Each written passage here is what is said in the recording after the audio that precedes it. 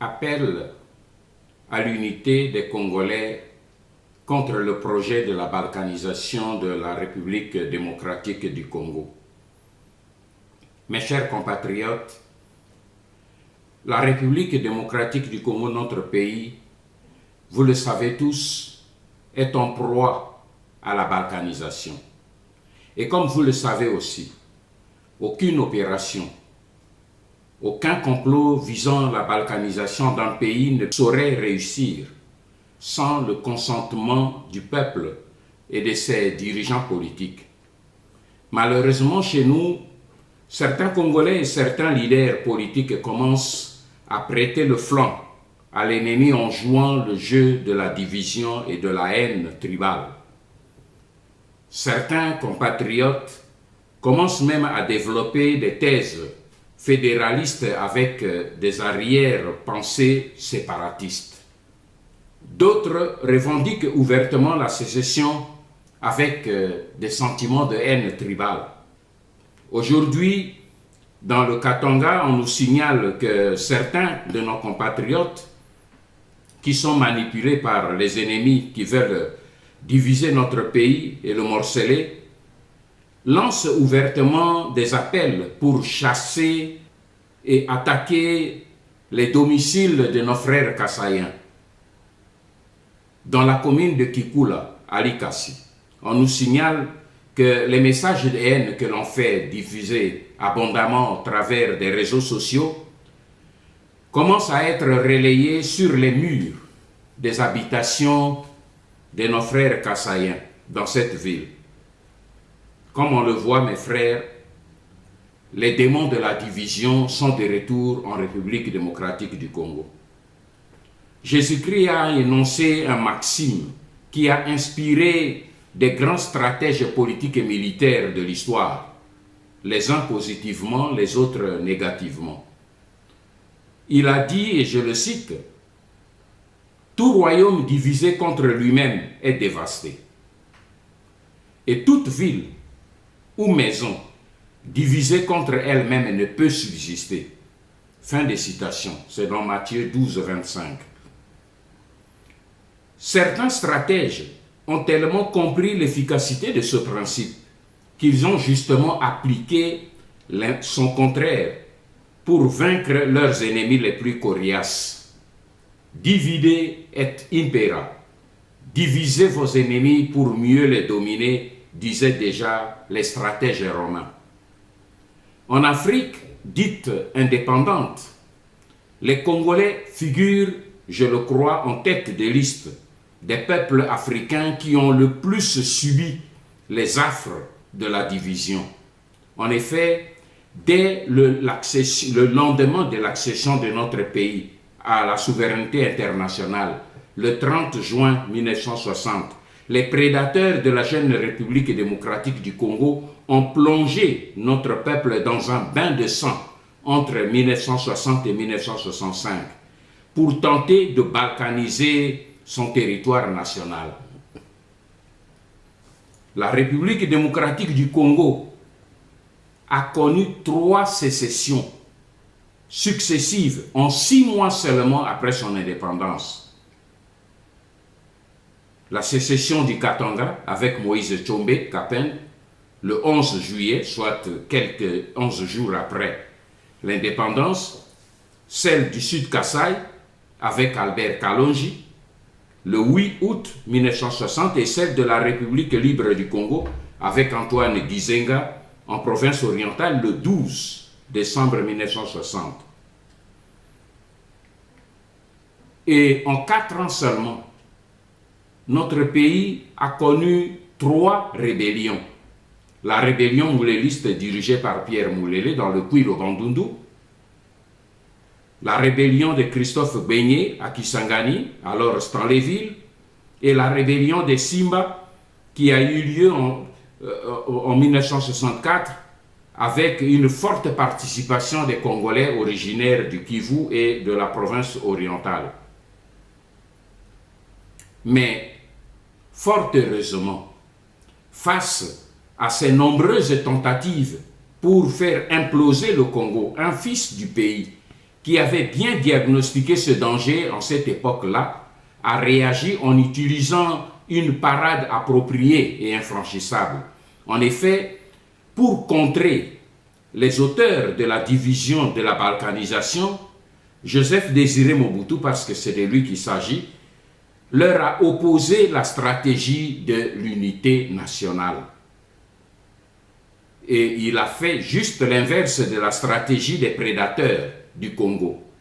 Au lieu de diviser les Congolais, Mobutu a érigé une véritable forteresse à partir de l'unité des 450 tribus congolaises qui se fusionnèrent en un seul peuple solidement soudé au sein d'une jeune nation congolaise qui venait ainsi de naître. Mes chers compatriotes, si je rappelle ce fait historique, c'est parce que c'est grâce à cette forteresse inexpugnable de l'unité nationale léguée par la Deuxième République que nous avons survécu jusqu'ici aux multiples assauts et tentatives de la balkanisation de notre pays et de l'annexion de la partie est de notre territoire au Rwanda et à l'Ouganda. Mais nous devons aussi reconnaître un autre fait historique important. Pourquoi, malgré plusieurs agressions sous couvert de fausses rébellions, dont notre pays a été l'objet depuis 1996 à ce jour, nos agresseurs rwandais et ougandais n'ont-ils pas réussi à nous arracher les régions convoitées du nord et du sud Kivu, de Maniema et du nord Katanga? Pourquoi? La réponse est claire. C'est grâce à la bravoure et à la pugnacité et au sacrifice de nos compatriotes des régions convoitées que je viens de citer et qui continuent encore de résister héroïquement contre les puissantes coalitions de nos agresseurs africains, rwandais et ougandais principalement, avec leurs alliés occidentaux. Je pense ici particulièrement aux intrépides patriotes Bafuliro, Babembe, Banyindu et d'autres que je ne cite pas, auxquels j'adresse ici tout le soutien de la résistance patriotique congolaise et j'exprime aussi toute l'estime de la nation congolaise. Mais je ne saurais lancer cet appel à l'unité nationale des Congolais sans exprimer d'abord la reconnaissance de tout notre peuple aux héros qui sont tombés au front dès les premières heures de l'agression de notre pays en 1996 parce qu'ils se sont opposés farouchement et courageusement à la résistance et à l'agression de nos attaquants. Je pense ici à l'archevêque métropolitain de Bukavu, Monseigneur Christophe Munzihirwa. Il fut froidement abattu à genoux d'une balle à la tête le 29 octobre 1996, soit quelques jours seulement après le déclenchement de la guerre d'agression rwando-ougandaise contre le Zaïre. L'archevêque de Bukavu a été sauvagement assassiné par l'armée patriotique rwandaise sur ordre de son chef, Paul Kagame. Et à la suite de son assassinat, 5 religieuses congolaises de la congrégation de Saint-Vincent de Paul ont définitivement disparu et jusqu'à présent, elles n'ont laissé aucune trace. Je m'incline aussi devant la mémoire de Monseigneur Kataliko, digne successeur de Monseigneur Munzihirwa. Il s'est opposé lui aussi très courageusement aux agresseurs et aux bourreaux du peuple congolais en dénonçant publiquement leur projet d'occupation et de balkanisation du Congo. Chassé de son diocèse de Bukavu par les Rwandais le 12 février 2000, il adressera, avant de mourir quelques mois après, un message en guise de testament à tous les évêques de la République démocratique du Congo en leur disant « Pensez au peuple qui attend que les évêques du Congo lèvent la voix et parlent ». je n'oublie pas non plus de nombreux autres martyrs laïcs et religieux, civils et militaires qui ont versé leur sang pour défendre l'intégrité de notre territoire national contre les barbares et les envahisseurs tutsis, rwandais et ougandais. Mes chers compatriotes, autant j'ai salué la mémoire de nos deux évêques martyrs de la résistance patriotique, autant je déplore et je dénonce la lâcheté, l'indifférence et l'égoïsme de leurs successeurs actuels. En effet, nous avons enregistré plusieurs cris d'indignation et de déception de la part des chrétiens de l'archevêché de Bukavu, suite à la déclaration publique de Monseigneur François Maroyi. Déclaration qu'il a faite au mois de janvier 2020 lors de la célébration des 15 années de son épiscopat. En effet, à la préoccupation de ces nombreux paroissiens qui souhaitaient connaître quand même sa position concernant l'occupation en général et particulièrement l'occupation par le Rwanda du village de Nyangezi qui se trouve à 27 km seulement de Bukavu, l'homme de Dieu leur répondit pendant la messe, et cela sans sourciller. Il a dit que lui ne veut pas mourir martyr comme ses deux prédécesseurs. J'ignore pour ma part si l'archevêque Maroyi a mesuré la gravité de ces propos qui sonnent à mes oreilles comme un reniement du sacrifice suprême de Jésus, le sacrifice qu'il était justement en train de célébrer. Car Jésus a sacrifié sa vie pour lui et pour nous tous. Alors comment lui qui est le représentant du grand berger peut-il refuser de risquer sa vie, de prendre des risques pour sa vie comme ses prédécesseurs, pour ses paroissiens, pour ses compatriotes? Et dans l'autre temps, je vous dis que tout le village de Nyangezi est aujourd'hui vidé de sa population congolaise autochtone. Et ceux qui habitent Nyangezi aujourd'hui parlent tous le Kinyarwanda. Voilà le résultat. Et dans leurs commentaires, certains paroissiens estiment que l'actuel archevêque a peur de réagir contre l'occupation pour ne pas perdre ses nombreux avantages, des maisons qu'il a achetées au travers de la ville, ainsi que l'hôtel luxueux qu'il est en train de construire depuis quelques années. C'est pitoyable. Mes chers compatriotes, aujourd'hui plus que jamais, notre pays court un danger imminent de sa disparition de la carte du monde. Et je ne suis plus le seul aujourd'hui à vous parler et à vous lancer ce cri d'alarme.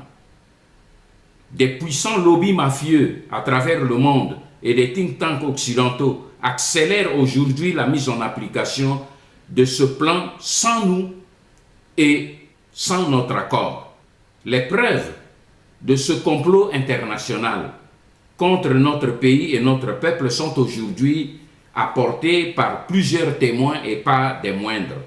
Je vous l'ai dit dernièrement, lors de son homélie à la messe du dimanche de Pentecôte le 31 mai dernier, Monseigneur Dieudonné Uringi, évêque du diocèse de Bunia, a déclaré ceci à ces chrétiens complètement abasourdis. Il a dit, je le cite, « J'étais en Allemagne, on m'a montré une carte et j'ai découvert que la République démocratique du Congo était déjà divisée en 4. » Fin de citation.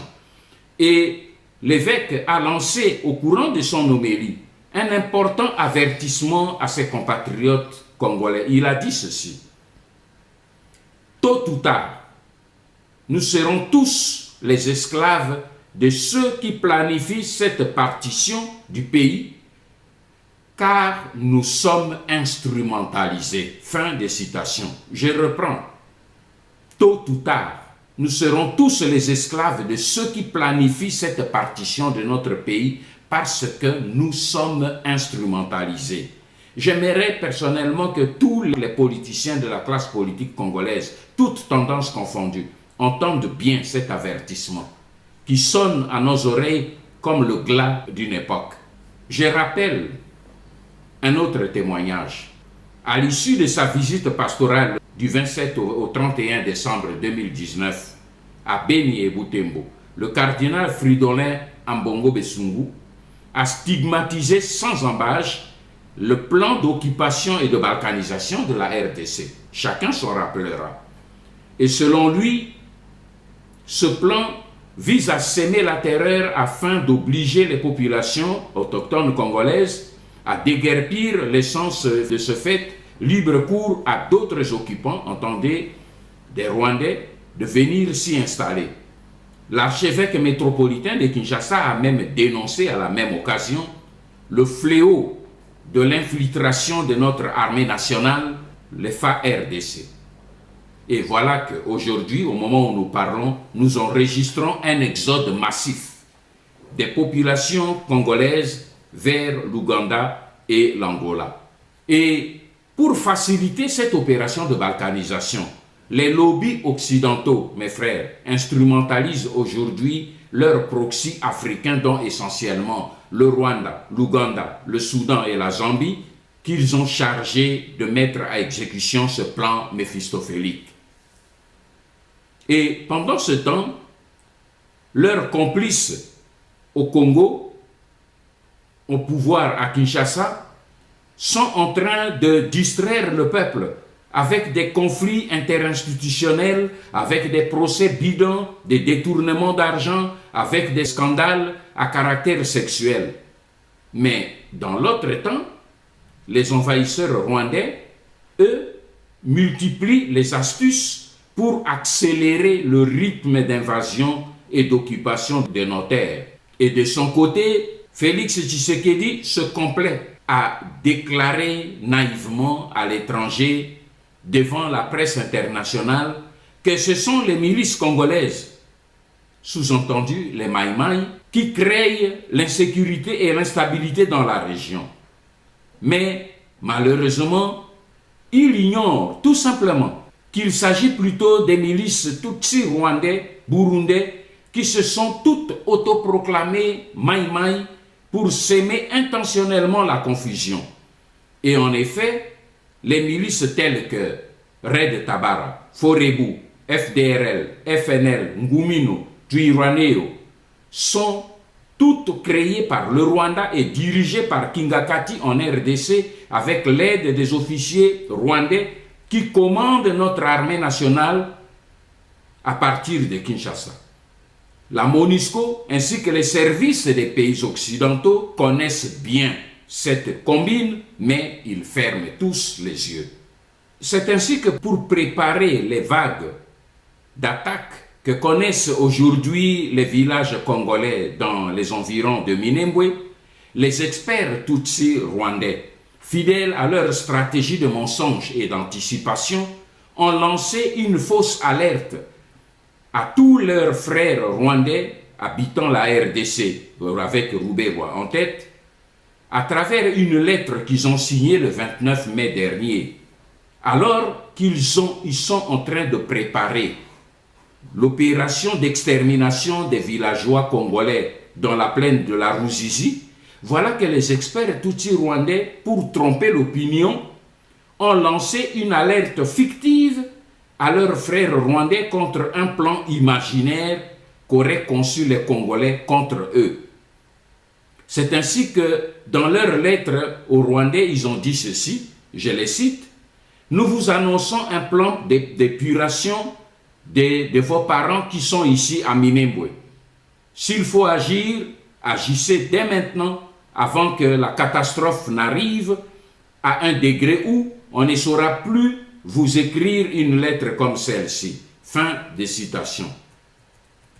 Je vous laisse, mes frères, apprécier le degré de cynisme des envahisseurs rwandais qui ont le toupet d'attribuer anticipativement à leurs victimes les intentions des crimes qu'eux-mêmes planifient contre ces victimes. Et c'est ainsi qu'ils ont toujours opéré, parce que cette stratégie leur a toujours réussi. Mes chers compatriotes, la situation alarmante de notre pays exige une forte mobilisation de la part du gouvernement congolais et de son armée. Mais malheureusement, nous n'avons ni un gouvernement disposé à s'occuper des intérêts des Congolais, ni une armée capable de protéger l'intégrité territoriale. Voilà pourquoi j'en appelle aujourd'hui à l'unité du peuple congolais comme un dernier rempart pour parer au plus urgent, c'est-à-dire stopper le plan de la balkanisation de la République démocratique du Congo par tous les moyens. Chers compatriotes résistants à l'est de la République, je salue patriotiquement votre courage et je m'incline respectueusement devant le sacrifice suprême de tous ceux qui ont versé leur sang pour défendre l'intégrité de notre territoire national. Dès les années 1996, vous vous êtes organisé sous le vocable désormais historique de Maï Maï. Et ne pouvant pas vous vaincre militairement, l'ennemi rwandais a changé de stratégie. Il a procédé à la création des doublures, c'est-à-dire des faux Maï Maï, et cela pour créer la confusion.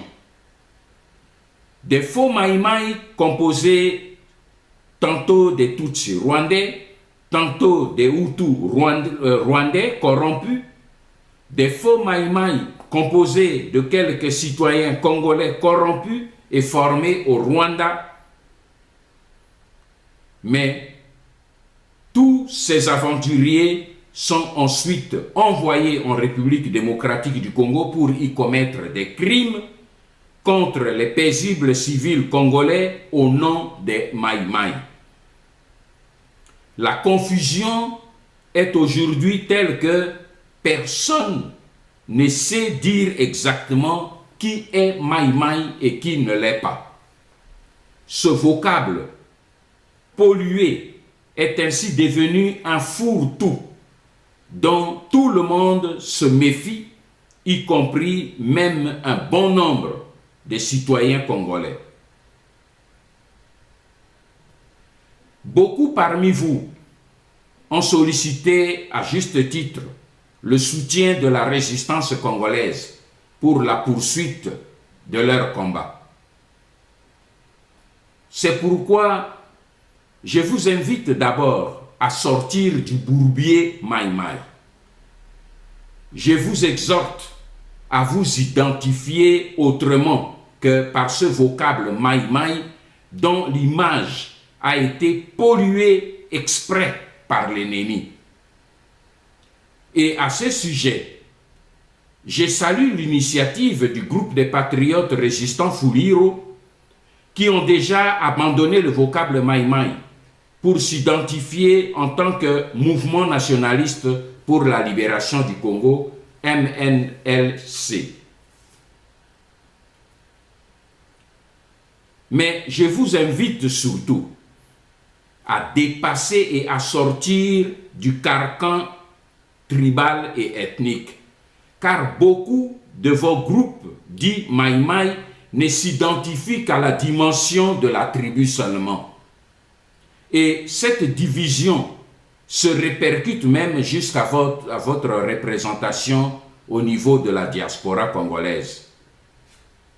Cette vision étriquée de l'organisation au niveau des tribus est la source principale des luttes de leadership qui opposent et divisent plusieurs fractions Maï Maï. Ces rivalités et ces querelles internes ouvrent ainsi largement la porte de la division à vos ennemis.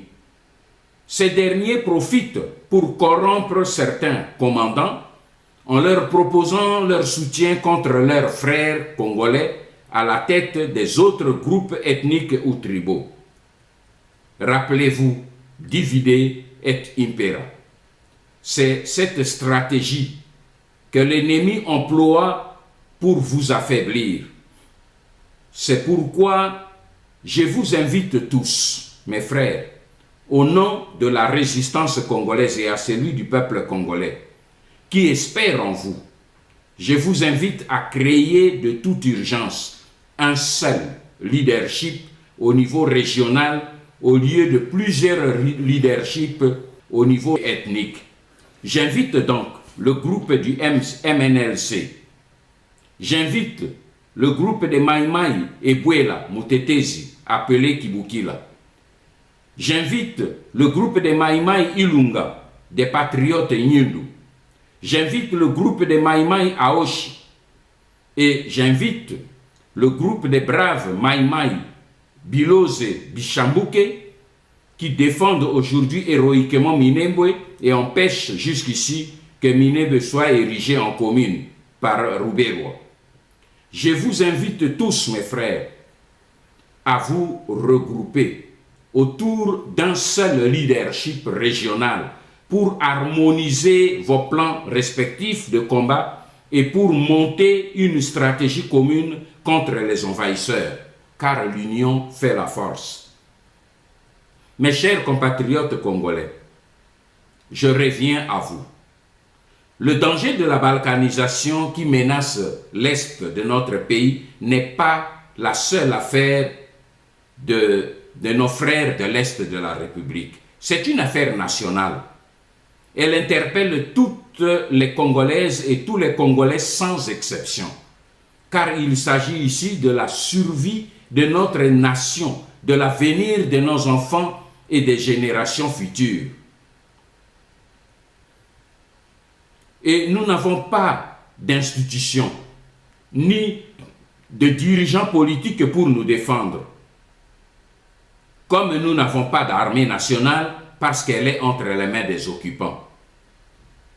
Et comme la majorité de la classe politique congolaise refuse de rompre toute collaboration et tout soutien au régime d'occupation à cause de leurs intérêts égoïstes, alors je me tourne définitivement vers vous, peuple congolais, souverain primaire, dernier rempart de la souveraineté du Congo, et je vous invite à vous lever sans plus attendre.